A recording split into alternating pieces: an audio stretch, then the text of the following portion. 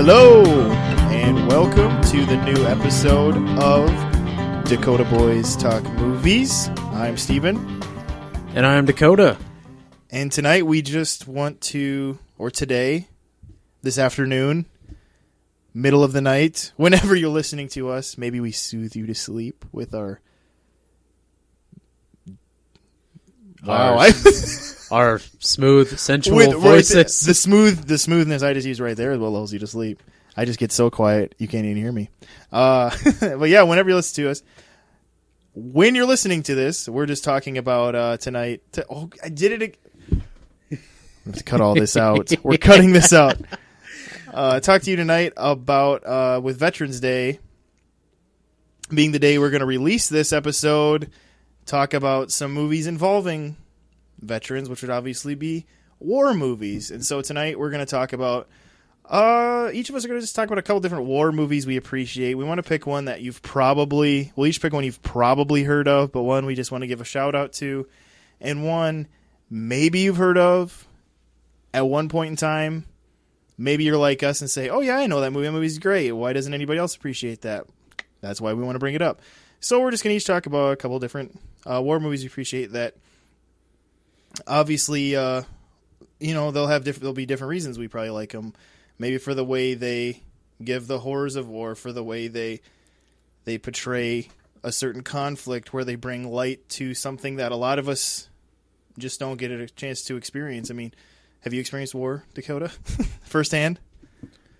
Outside of a video game? No, I have not. Yeah, that's the thing. Not many of us do, and so you got to look to these good movies they put out to kind of put us into that, not in a weird voyeuristic way, but in a way where we can just maybe understand what these men and women have gone through to protect their country or protect the freedoms of another country or any of that. So, like I said, we're just going to each talk about a good one. So let's start with you, Dakota. What's one of them that just came right to the front of your brain when we brought up doing a war movie episode? Well, one of my all-time favorites, this is actually not an older movie, but still, I think probably years down the road, I will still hold this in really high regard, and that is Flags of Our Fathers. Okay, yeah. Flags of Our Fathers, which was directed by Clint Eastwood. Yeah, that's right. Good old Clint. Good old Clint. And he was older, obviously, when he directed this one. This is one that came out in 2006. And what's kind of the rundown of what that movie's about, Dakota, for those who may not know? Well, it's based off a book. Yes, by James Bradley, who if you never heard of Flags of Our Fathers, which I'm guessing if you haven't, you've probably heard of the movie and maybe even the book, because the book was a bestseller too. Oh yeah, it's actually a really good book. The book was huge when it came out. Yeah, yeah, arguably bigger than the movie.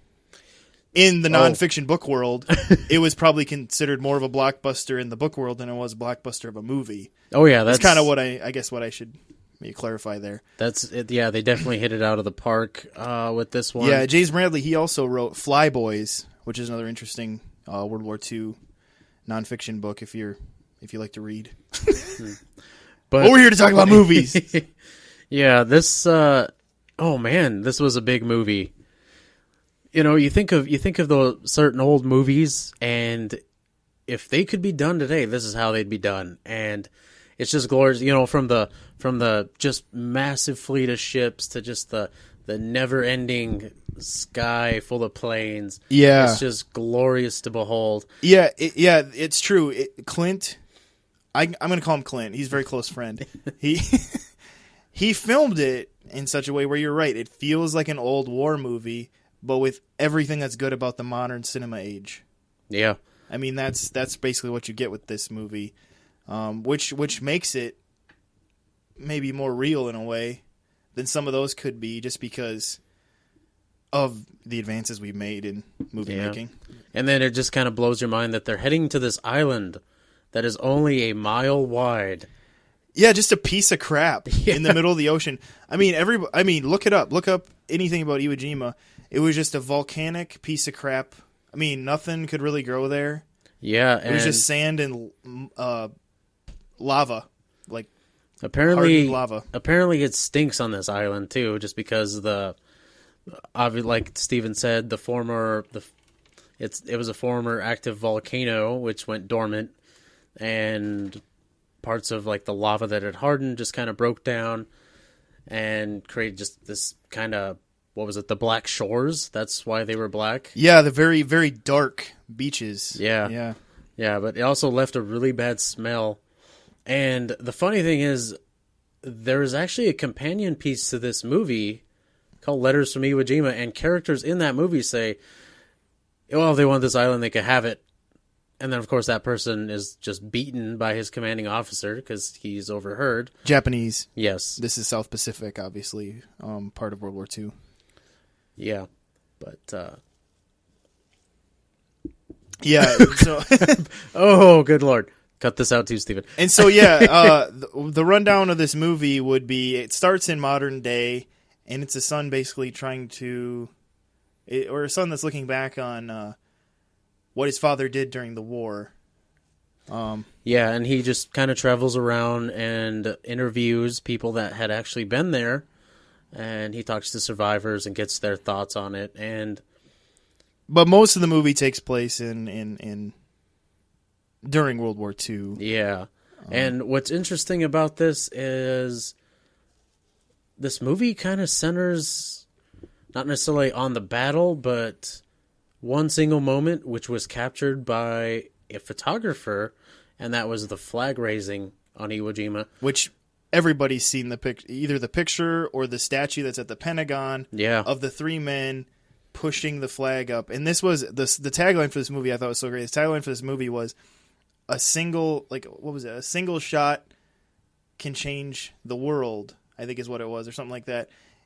And it was just interesting because what they meant there was not a gunshot, but a camera shot of this picture when it came back to the States was an immediate sensation. It gave an image. I mean, it was a perfect example of how one picture can just change the world, because they use that picture for people to not get excited about the war, but get behind the war again, to support it, to buy war bonds, which were a way of you to give money to the government, and they give you an IOU, basically. Yeah, that's something that we don't really read a lot about or know, is that it's almost like the American people kind of stopped having faith that the war was going to be won. Yeah. So they stopped supporting the military by buying these war bonds, and they bring it up in the movie that the last few drives to sell these war bonds had just completely failed. Even with using certain celebrities and stuff to try to do it just wasn't working out. So, and yeah, that was just a bad thing for the military, because as one of the characters says, fine, if you don't want to be here, go. But just take some rocks and put them in your pocket, because that's all you're going to have to fight the Japanese. And it was just one of those things where it's like, wow, I didn't know that this was going on. Yeah, like you said, it is an interesting war movie in that it's really more about the three men who gained a celebrity status, really, because they were the three men in the picture. That survived. Yeah, the three men that survived. Yeah, I should. And then they ended up getting taken back to America to be the face to sell war bonds and stuff, and it's basically they're dealing with that in the different ways they do, whether it's Ira Hayes kind of battling a survivor's guilt, really, in a lot of ways that causes him to go into alcoholism, or I'm blanking on his name, the one that Jesse Bradford played. I could think of Gagnon, I think is how you say it. Gagnon, yeah. Frenchie Gagnon. I remember and that from him, the book. He was like a rich boy, and so he was okay with coming back and thought it was cool to be a hot shot because he was just a rich boy, he'd rather be there anyway. And so and then of course there's Doc Bradley, played by probably the last good role Ryan Philippe had. But it's just kind of that side of the war, and like Dakota said, it's just really interesting, and I think it's because it gives you a window into things you don't always hear about.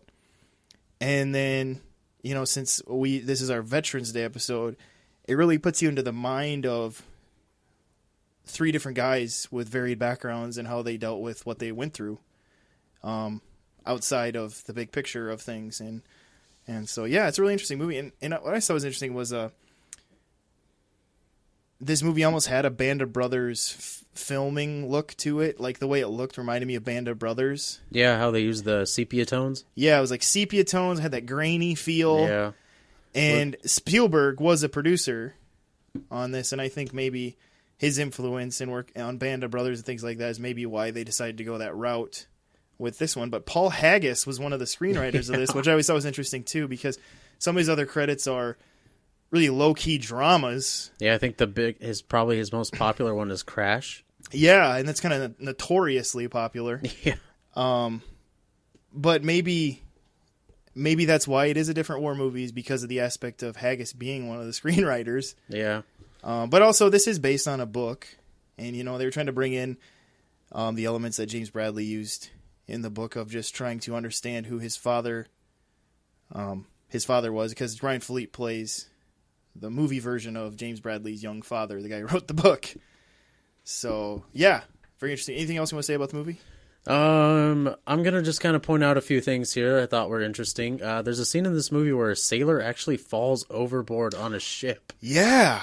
And apparently they're cruising across the ocean to get there, and he falls off. And they throw this guy the little lifesaver. Yeah. Or those donut things. Yeah. And apparently that happened in real life, and one of the guys on the ship commented about how they didn't even know if he ever got picked up. Yeah.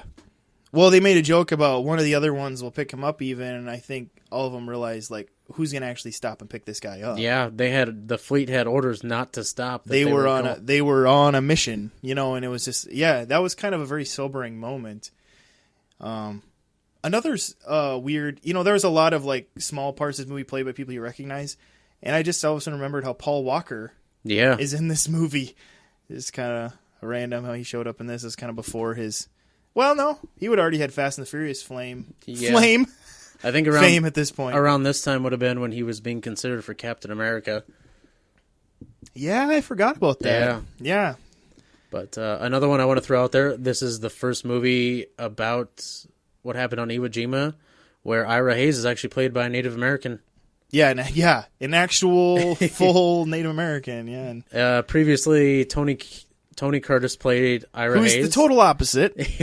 And that tough-talking son of a gun, Lee Marvin. Which I don't know, is he supposed to be some sort of fractional Native American, or is he just not? I think he's from the Southwest, so he just got a lot of sun. And okay. I don't know, maybe we'll have to... He definitely fits it more than Tony Curtis, but yeah. Yeah, because Adam Beach, right? He plays him in this. And which he does a good job. Adam Beach is one of those guys where he's usually good in what he's in. He's just not in much. Yeah. They definitely took advantage of his acting. He kind of surprised a lot of people with this. Yeah. Because... he was really overlooked because he was in another World War II movie, Wind Talkers, with Nicolas Cage. And because that movie is so atrocious, sadly, because it's a part of the war that's really another interesting part of the war, but it's just an atrocious movie. Adam Beach shines in that movie just because Nicolas Cage is so bad, but Adam Beach is good. Yeah, and I think this is kind of his, to date, I should say, is his like most prolific role ever.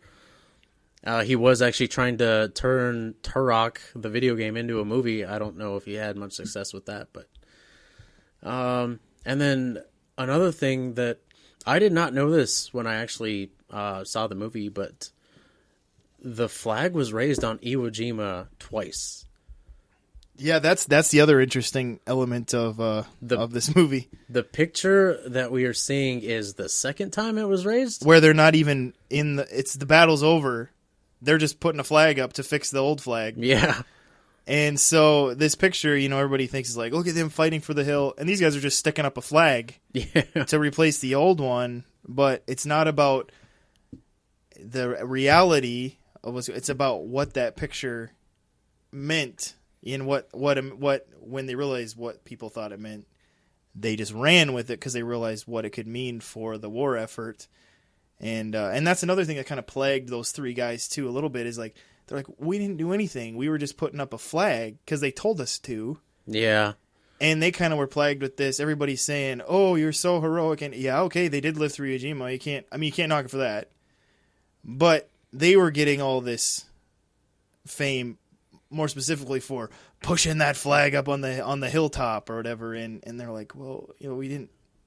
There was a lot of other men who died. They were just. I think they were kind of battling the fact that nobody was really recognizing the fact that how many men died there. I think one of the reasons they kind of turned these men into heroes, which they were, they kind of passed into legend at this point, right? But they were in a movie about Iwo Jima. These three guys.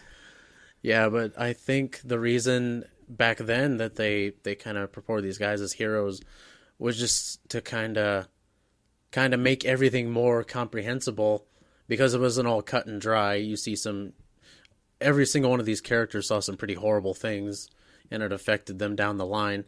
And everyone back home who wasn't fighting the war, I don't think could have comprehended it or tried to. They were just like, "You survived this horrible battle. You're heroes." Mm-hmm. That was kind of the. I have a movie called The Great Raid, which you should check out. But on there's a special feature talking to some of the veterans of World War II, and they talked about that, how when they came home, they won. And so even though maybe they had some psychological things they were battling, everybody was just like, hey, you won, you should be happy and go to work. And they did. Yeah. They talked about how they just had to persevere through it. And, we don't always see what they battle, but, a lot of them, there's some that battled really bad things, but a lot of them said they just had to persevere through a lot of the things they saw, because everybody just said, hey, you won, you should be fine now. Yeah, and that was interesting, because Vietnam kind of ended up having the opposite effect, because it ended up going so horribly, and America was not behind the war, that it just caused more of those guys who came back to be really messed up. Yeah, and this is before the term post-traumatic stress was created, or even what that means. Yeah. And, you had in Patton, you had him slapping up that private because he lost his nerve. Yeah, Patton just was ticked. This guy was basically a coward in his eyes. He just started slapping this guy around. Well, of course, Patton got in trouble for doing that. And it was in the movie, but it's something that Patton actually did. Just started beating this guy. Yeah. And it's one of those things where it's kind of unfortunate that those people couldn't get help, because there's some things you can't unsee, and it takes its toll on you. Yeah.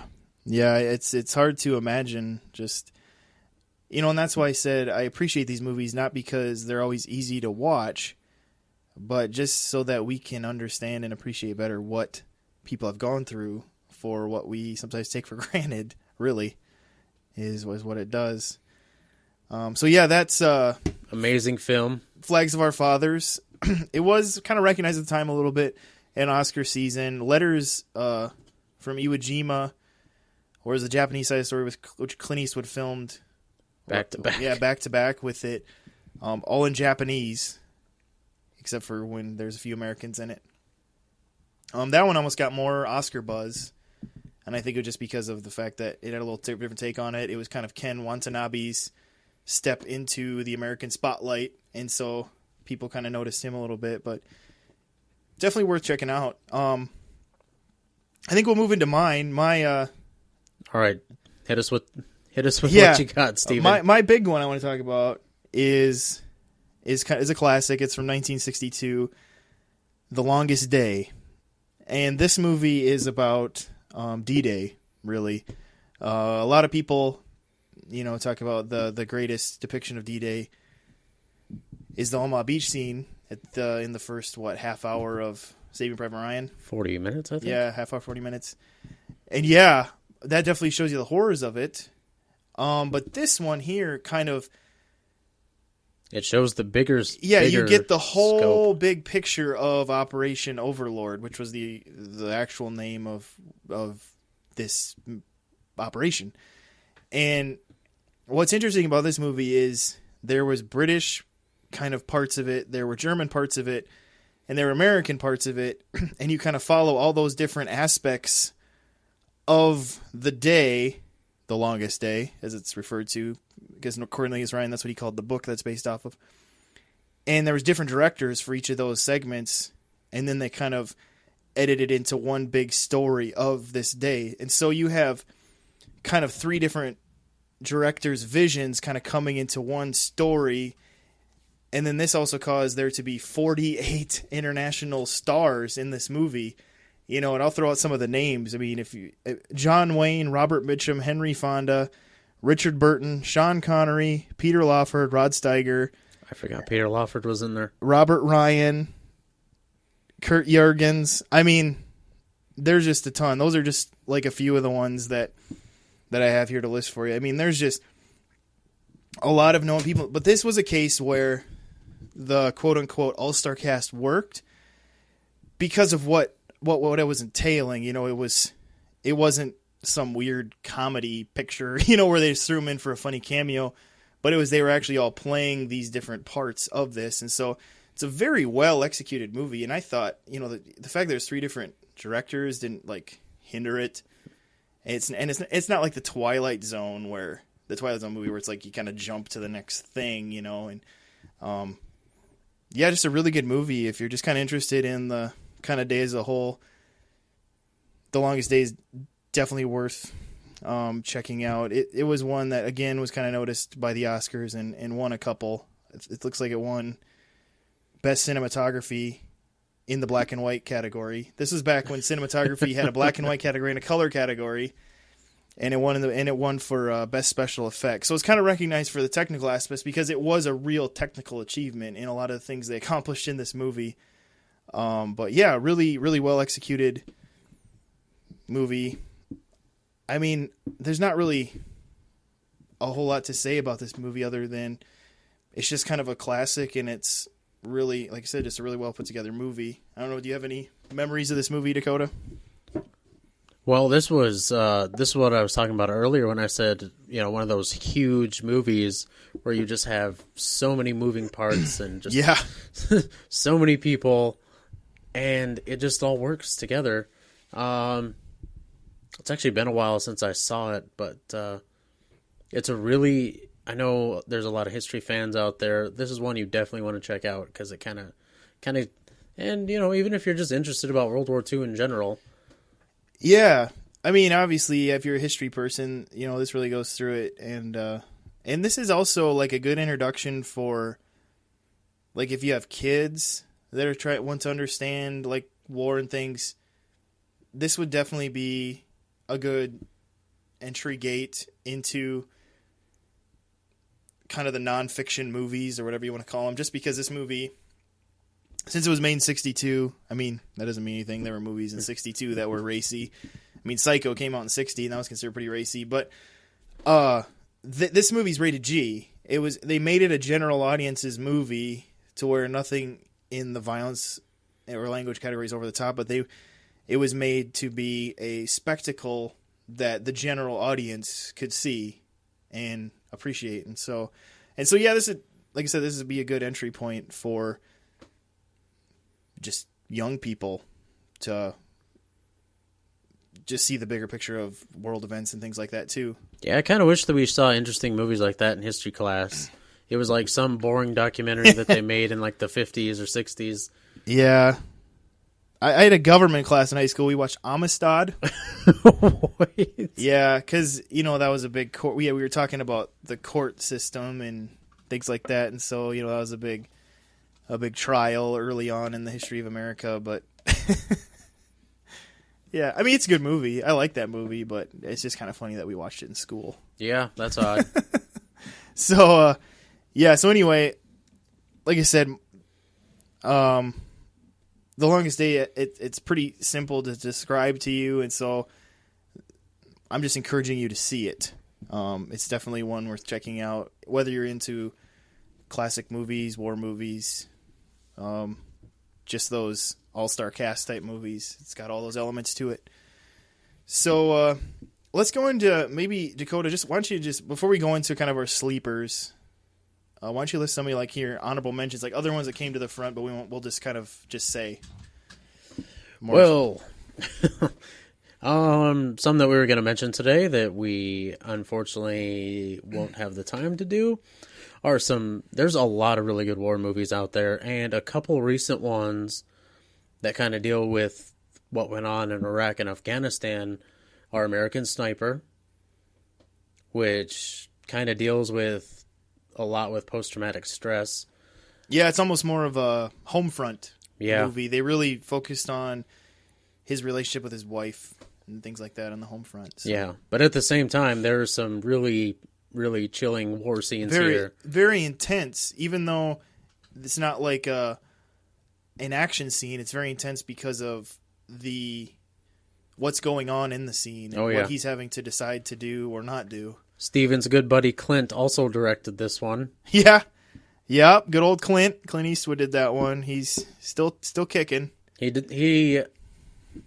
Oh man, I don't even know if did this win any Oscars? I know it was nominated for a bunch. It was nominated. Let's see. Bradley Cooper got a nomination.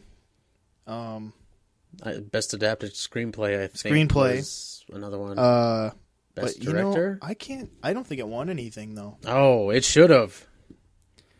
Boo. It was another one of those years where it's like, oh, there's a Stephen Hawking movie. We got to give it to that. You know, it's kind of like it kind of got overlooked because of some of that stuff. But besides that one, another one which deals with the life of another Navy SEAL is Lone Survivor, which goes into what happened with Marcus Luttrell and his SEAL team in the mountains of Afghanistan. Another recent one. That one, I think, came out 2-3 years ago. Yeah, it was like a January movie in like 2013? Yeah, definitely one of Mark Wahlberg's better movies. And Peter Berg, the director. I mean, this is the guy who directed Battleship. Hey, he's actually had some good movies, okay? Okay. A couple. Oh, here we go. I find that, sorry, I'm kind of behind on my... See, this is what I couldn't remember. I thought it had maybe won a technical award, but I wasn't sure. American Sniper won for sound editing. So there you go. They got one. But it was nominated for, obviously, Best Picture, Best Actor, Film Editing, Sound Mixing. But I couldn't remember if it won the technical one, so I figured I better check. So... Yeah, and then Stephen brought up this one. You always kind of have to include this, Saving Private Ryan. One of those movies where you can't really classify it. It's not a typical war film. This one just makes it... It gets described as a lot of different things. I've actually heard it described as a pro-war film. I've heard it described as an anti-war film. I've heard people mad about it because the Omaha Beach sequence at the beginning causes veterans to have relapses when they've seen it, which makes you realize how realistic apparently they filmed that. Yeah. And so I think because of the fact that it can be called a pro-war film or an anti-war film, I think you could argue that maybe Spielberg made it right. Yeah. Then, because if you can't quite peg it, it probably means that he balanced it. Yeah, your bias is making it go one way or the other. If you haven't seen this movie, you definitely need to see it because this is one of the classics. And it's another one too where the soldiers that are with Tom Hanks is a star, but all the soldiers under his unit that go to find Private Ryan, each at different times basically question, why am I here? Why am I doing this?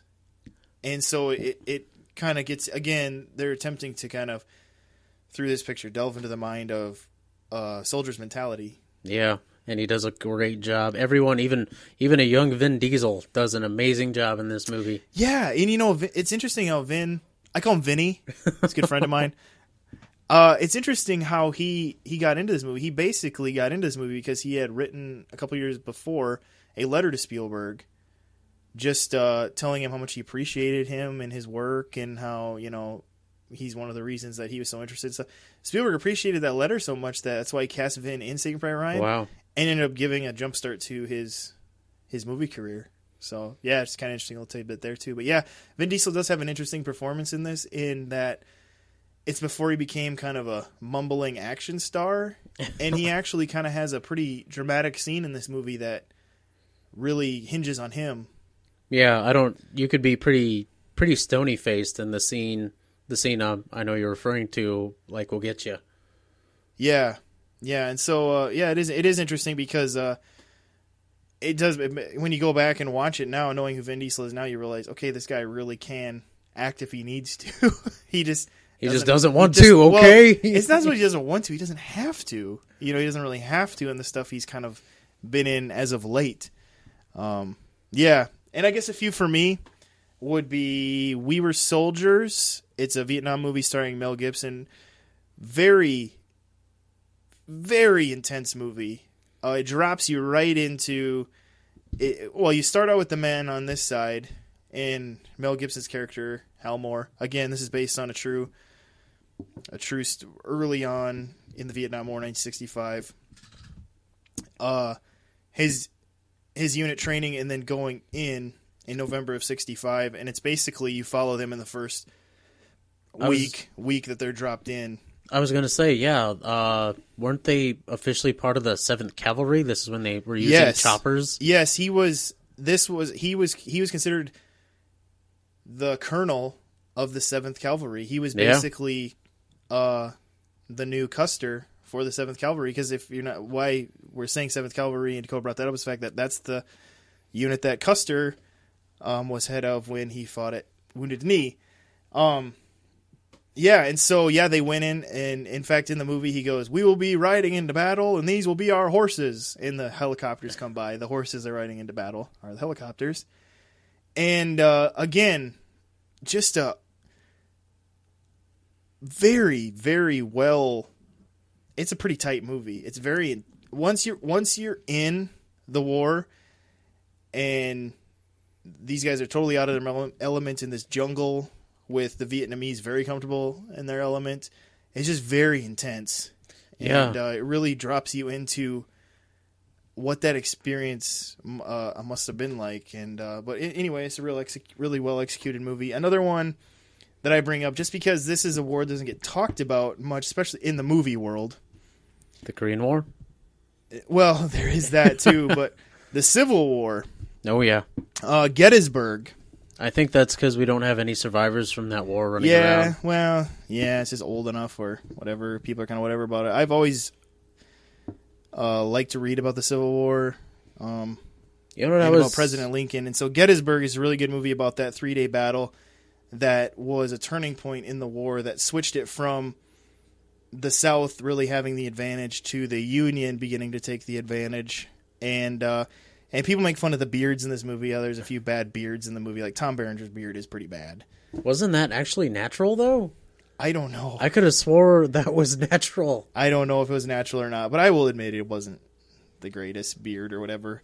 But it's still a really good movie, especially when you realize that this was not a high-budget Hollywood spectacle. Ted Turner backed this movie, gave it a theatrical release, but it was actually more popular and still, I think, the highest watched TV movie. Because then after he had it in theaters for a little while, he put it on TNT the next year. Yeah. And it ended up being the most watched. That was when that was absolutely unheard of. Who would dare do that? And he made it a 2-night event, and that's where I remember watching it when it was on TNT as a 2-night event, and it just blew me away. And actually, this was the movie that interested me into the Civil War and understanding that, to where I read a lot about Abraham Lincoln and things like that, as I mentioned. And, again, that's another good one. Interesting fact about the Civil War, guys. More Americans were actually killed in that war than any other war in history. Yeah. It's a very true and sobering thing when you think about it was Americans fighting Americans. Just kind of interesting that is the one. And how in some cases it was neighbors fighting neighbors and cousins fighting cousins and brothers fighting brothers. Wasn't Jeff Daniels in this movie? Jeff Daniels played Joshua Chamberlain. Easily the diamond of this movie. Yeah, he does an incredible job. I'm telling you, this movie is worth it's worth watching just in general. But for his scene at Little Round Top, he plays a professor from Maine who feels like it's his duty to come and fight. And this is kind of him when he first becomes kind of the guy in charge, the XO of his unit, and so he's still kind of on the learning curve a little bit, and then that Little Round Top part is actually still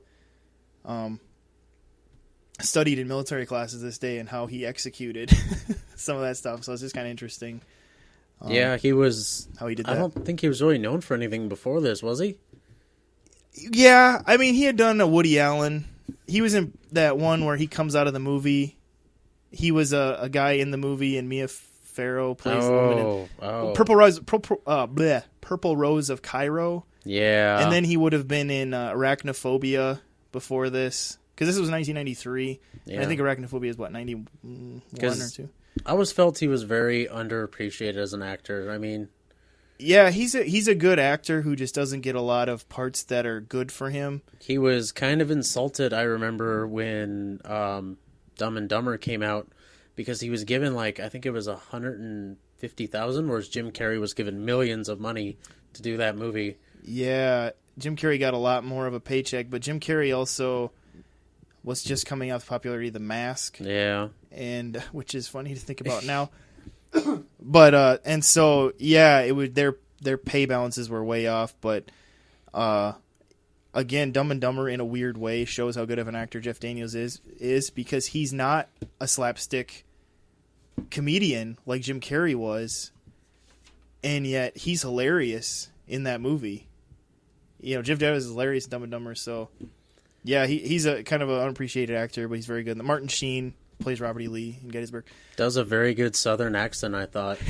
Yeah, he does. Those are so hard to pull off. He does. Like, he to does make all him right. legitimately. He does all right. He's no Behringer, but anyway. Well, there's one more interesting little movie I want to bring up. Oh, okay. Just this is kind of one of those forgotten ones, and I just thought of this today. But The Big Red One, starring Lee Marvin. Wow, I almost said Luke Skywalker. Mark Hamill from same thing. From Star Wars fame. I don't know if you guys heard of him, but and Robert Carradine from I forgot he's in there. From Revenge of the Nerds. I remember seeing this movie on TNT, and I always thought it was actually kind of interesting because it actually followed a unit through a war. Like you kind of you saw them like fighting these different battles. Yeah. And then later on, I learned that the director of this movie, Sam Fuller, actually served in World War II, and he was in the Big Red One. That's what they call the first. Was it the First Division in the Army? Yes, I believe you're correct there. Yeah, and some of the moments. Also, a very good Call of Duty game. Yeah. Big Red One. Yeah, but I always thought it was interesting because the director actually served in World War II, and some of the moments in this movie he took from events that happened while he was over there. Yeah, he was able to, some of the scenes could come across even more accurately because he knew exactly what they did. Yeah. Yep. It's just one of those little films, I think, that kind of got forgotten along the way. It did get forgotten. In fact, I didn't really know of this movie until I worked at a video store that had a lot of obscure movies. What's a video store? Yeah, exactly. That had a lot of movies that you don't remember or even think of, or no one should ever watch. There were some of those, but the Big Red One was there on VHS, and it caught my eye, and I was like, "Oh, I didn't realize they made a movie about the Big Red One." And I was glad I discovered that. So, but let's go into our sleepers here. We ended up talking a lot about but that's all right. Our others. It's okay. I think we do that every time we bring up others. We end up talking about them for longer than we say, but there was just too many good movies to contain in this one podcast. Too many to contain, and when we're only going to bring up 4. But okay, so what's your sleeper? All right, Dakota? this is one that it is about the Vietnam War. It's based on something that actually happened, and it kind of got overlooked just because of the fact that no big names were attached to this movie, and I'm referring to Hamburger Hill. Yeah, at the time, actually, I shouldn't even say at the time. Even now, none of those guys are really big. The biggest name would be Don Cheadle and Dylan McDermott. Dylan McDermott. Yeah.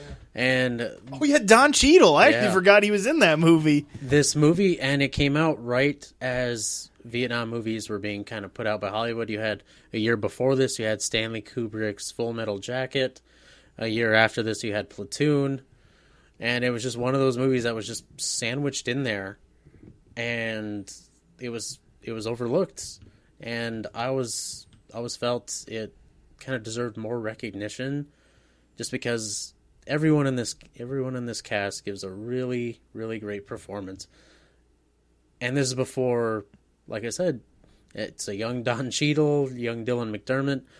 I think Steven Weber. Yeah, I was trying to remember the other guy who's in this. Steven Weber's in this too, who is known mostly for Wings. Yeah, Courtney B. Vance. Yes, Courtney B. Vance from Law and Order: Criminal Intent. Hunt for Red October. Yeah, he was the guy who could hear stuff really well in the water. And but to kind of go back to, this is based on a real event. It took place in. Sorry, give me 1 second here. Okay, it took place in May 1969 on the 10th, and it concerns I don't know if you want to call it a battle, but the North Vietnamese were in control of this hill 937, and the 101st Airborne Division, which these guys were a part of, were tasked with taking this hill, and it earned the nickname of Hamburger Hill because as men were charging up that they were turned into hamburger meat. Yeah, pretty sobering nickname that it ended up getting. But yeah, this is the epitome of a movie that isn't necessarily fun to watch. Nothing about this movie really screams enjoyable ride. This is not a feel-good movie by any means. And yeah, it was, and this was, sometimes I feel like this period of like the 80s was when some of the most hardcore violent movies were made. It just feels like they made movies that were like realistically violent. Yeah, it was, well, they were kind of riding that wave from the 70s, where you had all these just bleak movies that were ending on really bleak notes. It's true. And somehow Star Wars kind of brought an end to that a little bit near the end of the 70s. Yeah, but Superman tried to help Superman, a little bit. Yeah. And then, of course, Indiana Jones as time went on. But yeah, but I think it kind of just affected like what kind of movies people were trying to make. Mm. Yeah, that's interesting. But yeah, that's anything else about that movie you want to bring up? Other than maybe not watch it right before bed? This was actually one of the first movies to actually try to portray, the battle as realistic. They had, and I think that's what I mean. That it was like so real. Yeah, and yeah, that's because obviously there had been movies that dealt with the Vietnam War before this. Dale Dye, the guy who helps train actors, get them ready for war. He worked on Saving Private Ryan, kind of getting them ready. Are you talking about Dale Dye? Dale Dye. Wow. Yeah. Sorry. Dale Dye, for those of you out there who appreciate war movies, watch for his name in the credits. If it's probably an 80s, 90s, into the 2000s war movie, he was probably the military advisor or one of the military advisors, and a lot of times he has a small part in the movie. Spielberg always gives him a small part in his movies. He's pretty instrumental in a lot of those movies for getting the technical aspects right. Yeah, but movies that kind of he was a Vietnam vet. Yes, he was. Yep. But movies like Rocky, Apocalypse Now actually kind of got him mad. He's like, a lot of people came home from that war, and that's sure they were going through a post-traumatic stress disorder, but not to the point where they were gonna like just go out and start brutally. You mean Rambo? Rambo. I think he said Rocky. All of a sudden I was like, did he say Rocky? Yeah, sorry, Rambo. Yeah. Good Lord, yeah, I'm on a roll tonight. That's really what got Dale Dye into being an advisor on movies. Was he goes, I'm sick and tired of seeing these war movies done wrong. He kind of has a cool voice like that. Yeah. And he wanted to be a part of getting them right, which is why people like Spielberg and some of these go to him, because they want to try to do it as accurate as possible. Apocalypse Now very kind of takes a lot of criticism now because of how inaccurate it is. Yeah, that's because it's very Kubrick. You know, he gave it more his vision than worrying about realism. You mean Francis Ford Coppola? Oh, sorry. Yeah, I'm thinking of Full Metal Jacket when you said that. Yeah.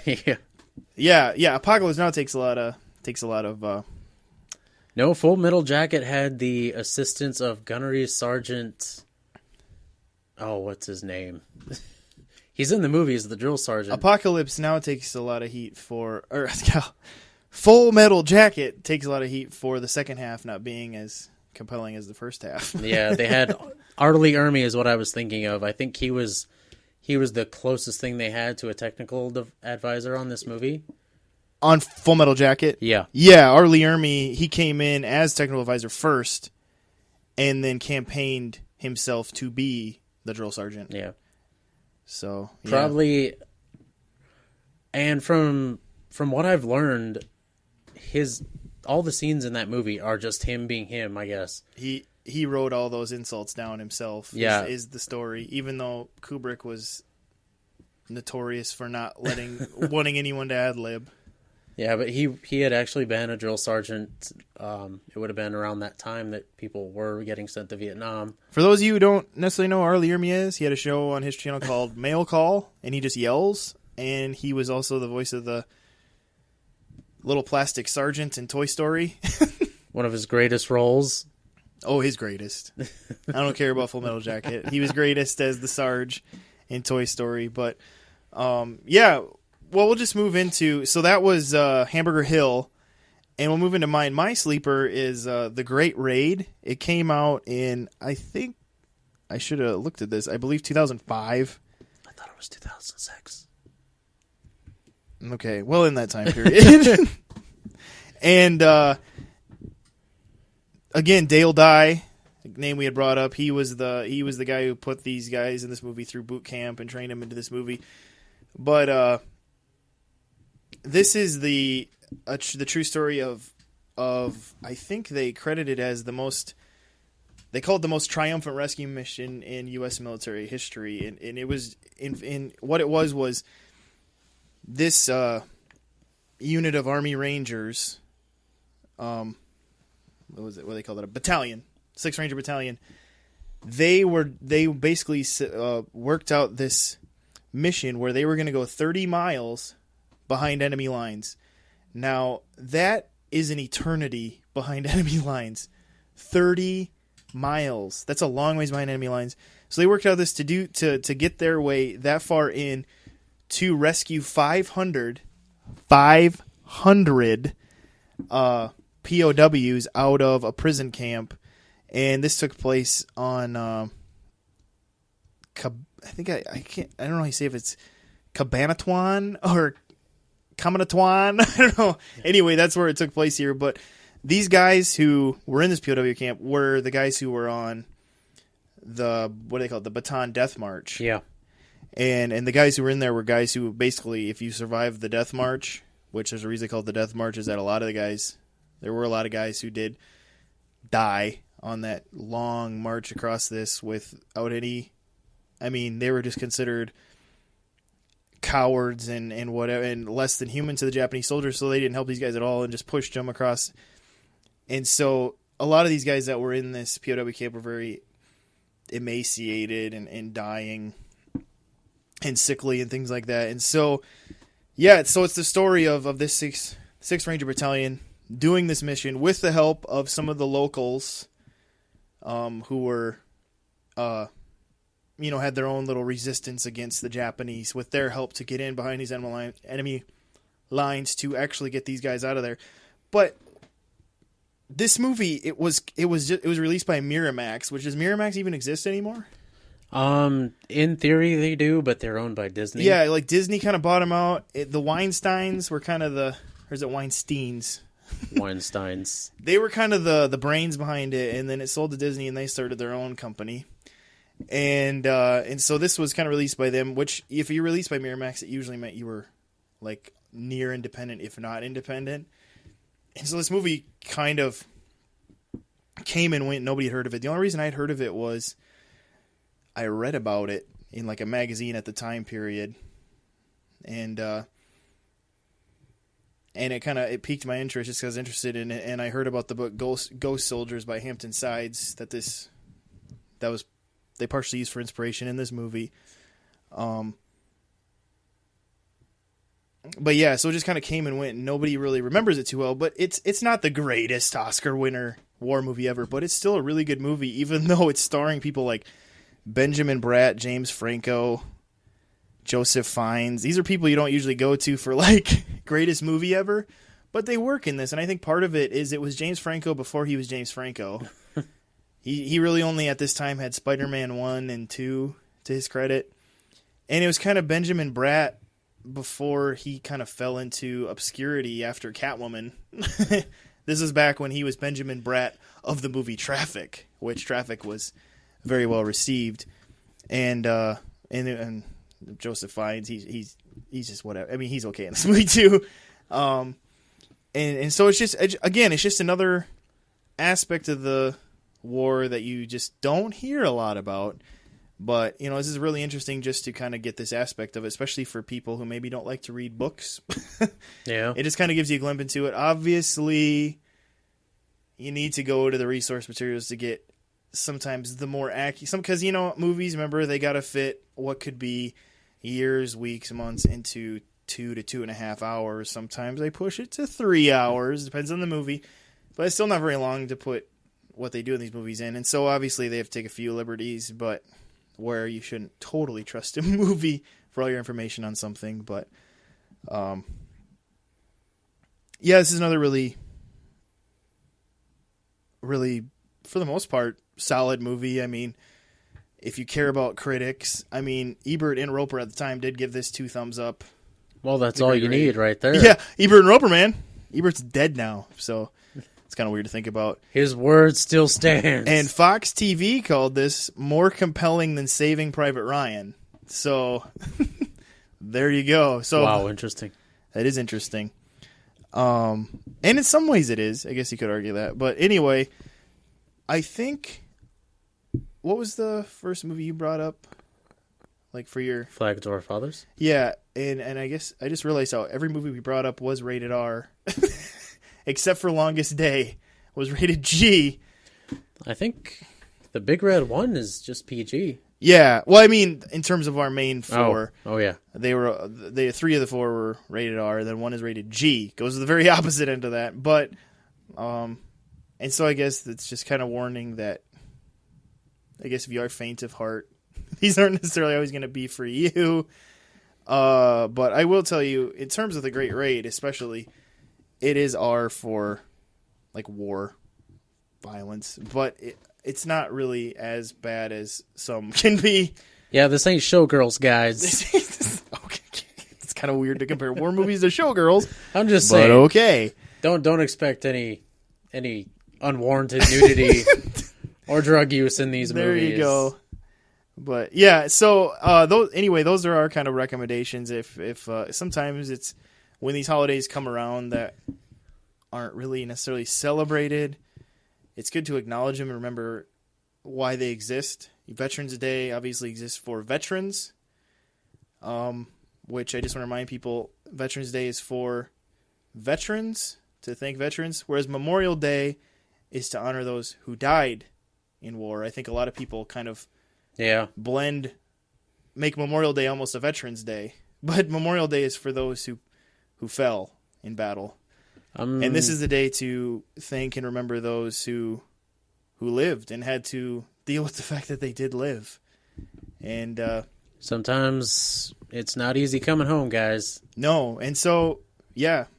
And so these movies hopefully will cause you to appreciate what these men did for us, whether they did live or die. They all lost something in these places, and so it's good to be thankful for the things you do have that you didn't have to risk too much for, while you were able just to sit home sitting on your biscuit, never having to risk it, while somebody else was. So yeah, it's nice to have these reminders sometimes of the bigger picture. But anything else you wanted to add, Dakota? Well, we talked about a lot of great movies tonight, Steven. We did. A lot of fine movies. We laughed, we cried. It moved me. I feel like we learned about a lot about ourselves tonight. For those of you who don't know, Dakota is wearing a uniform right now, you could say. He's got the rebel symbol on his shirt, and by rebel symbol I'm referring to Star Wars rebel symbol. Yeah, not the rebels as in the Confederates. Yeah, not that rebel. That's illegal now, I think. Is it? No, it's not. Oh, I was going to say, this is still America, right? No, and I'm wearing the Dharma Initiative symbol on my shirt from Lost, so there you go. I didn't want to say anything. I'll admit it, I liked Lost. So yeah, that's our show for tonight. Remember to check us out on Facebook. Keep up on movie news, new episodes, thoughts we may have, random tidbits. It's mostly movie news and criticisms. Yeah, use it to criticize us. Although another way I do want to throw it to you guys is, there's that thumbs up, thumbs down on YouTube. Use that. I know some people have thumbs up some of the episodes. That's pretty cool. I like that. If you're going to use a thumb, use the thumbs up one. And then also, on iTunes, when you're at our listing, there's a rating and reviews tab. Go ahead and rate the episodes, write a little review, tell us how much you love us, because we know you don't hate us. Otherwise, you wouldn't still be listening to us after 18 episodes or something. Or if you're just jumping in, hey, welcome. So anyway. Check out that stuff or any other way you listen to it, but obviously iTunes and YouTube are going to be the most helpful in terms of ratings anyway. So subscribe to those things, like those things, just check us out in those places. But with that, we'll just wrap up this episode. So I'm Steven. And I'm Dakota. Have a good evening.